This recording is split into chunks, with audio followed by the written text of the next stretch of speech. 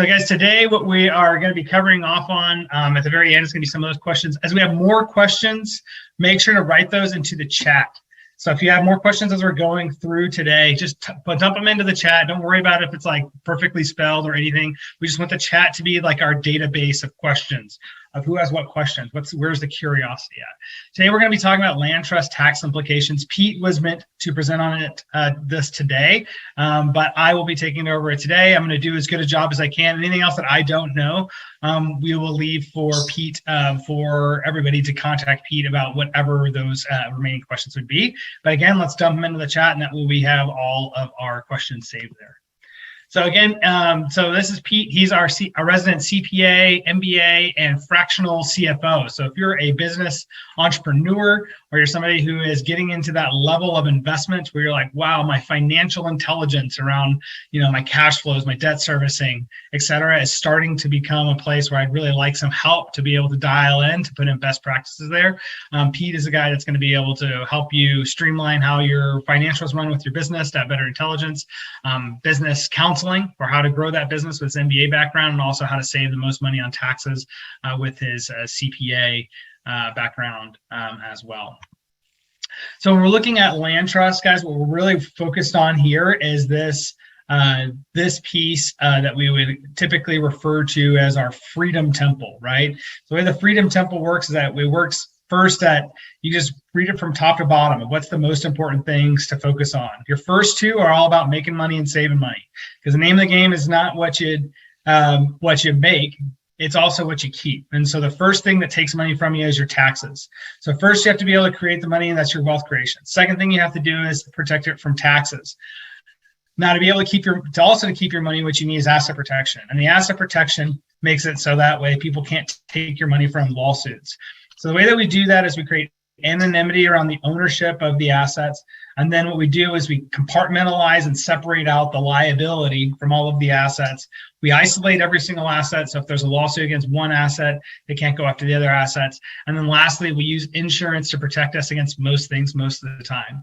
Insurance is our best first line of defense, but we don't depend on profit-seeking corporations to protect us when we can protect ourselves using LLC structures and other structures to take us from that 90% protected to 100% protected.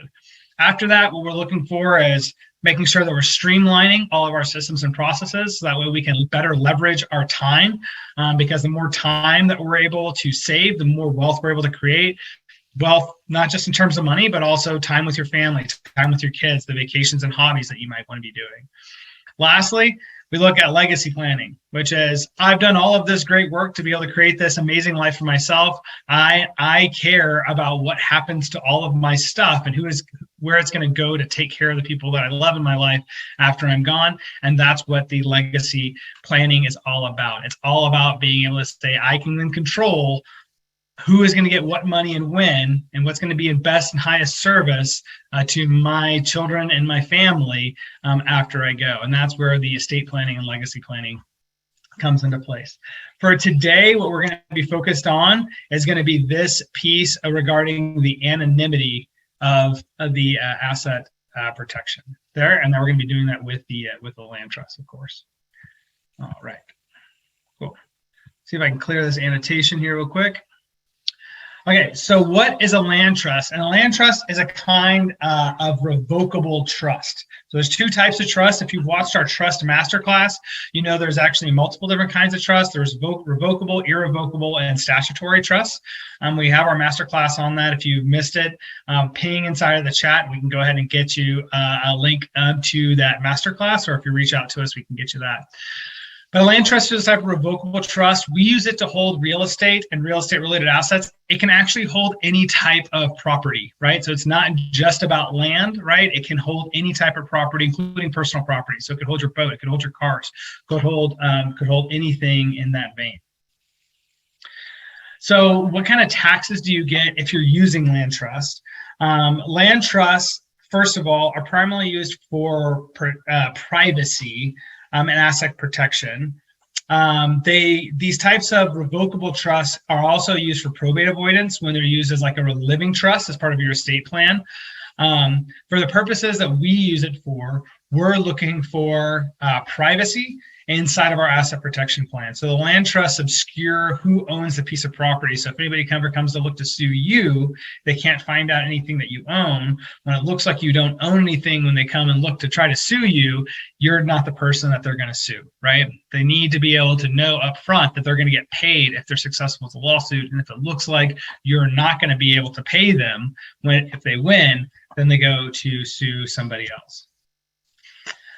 So the question is there any tax implications to the land trust? And it says it can depend. It depends on whether you structure the land trust as a revocable trust or an irrevocable trust. Now, I said before, we're always using land trusts inside of Royal Legal Solutions as a revocable trust. And specifically why we're doing that is because we're not using them for any other purpose besides the anonymity. So the great things that we use for revocable trusts is that they can be amended at any time by the grantor. So there's no restrictions on when you can amend it. They're treated as disregarded entities for tax purposes. So for IRS, it's as if they don't exist, right? So there's no additional complications in citing the taxes. There's not even the necessity to get an EIN number for a revocable trust. It's not required to file any returns. And when you remove assets into any disregarded entity, especially a revocable land trust, there's no tax consequences. There's no triggering event that says, hey, we're going to have any type of income associated with the movement of this asset from myself into the revocable land trust or from my LLC into the land trust. So if you needed to file a tax return for a land trust, you said, hey, well, I want to use an irrevocable trust, right? I might be located in California, and what I can afford to put in for asset protection is one irrevocable trust. That's the only times that we've actually used irrevocable trusts for these types of asset protection vehicles. So if you are using it as just the revocable trust that we use just for anonymity purposes, which is our bread and butter of what we do inside of Royal Legal Solutions, then there's no tax filing, there's no tax consequences. If you're the kind of person that says, or your situation where it makes sense to say, hey, actually, I'm going to use this land trust, but I'm going to use it as an irrevocable trust. Now you have to start thinking of it as a business entity, right? So what does that mean? It needs to get an EIN number. It needs to have a bank account. It needs to have a set of books. It needs to file a yearly tax return. It needs to file a K-1 to say that it distributed money to you as a beneficiary of the trust. So there's these other pieces here that you can see that we have listed up on the slide that says, hey, here's all the things you're going to need to do if you're using the trust as an irrevocable trust. The only reason you would ever use the trust as an irrevocable trust is because you're trying to get asset protection and anonymity inside of a single trust structure. Of course, you can see here the downside of combining both of those inside of one entity, the asset protection and the anonymity, is that you end up having to do a lot more operationally, right? You're talking about extra bank accounts, tax returns, K-1s, et cetera. And that's why we typically choose to use the revocable trust, because we want things to stay more streamlined, right? We understand that there's a lot of operational load if you start using irrevocable trusts. But if you only have one asset and you're located inside of California and it's just like your primary residence or something like that, it could make a lot of sense to use an irrevocable trust.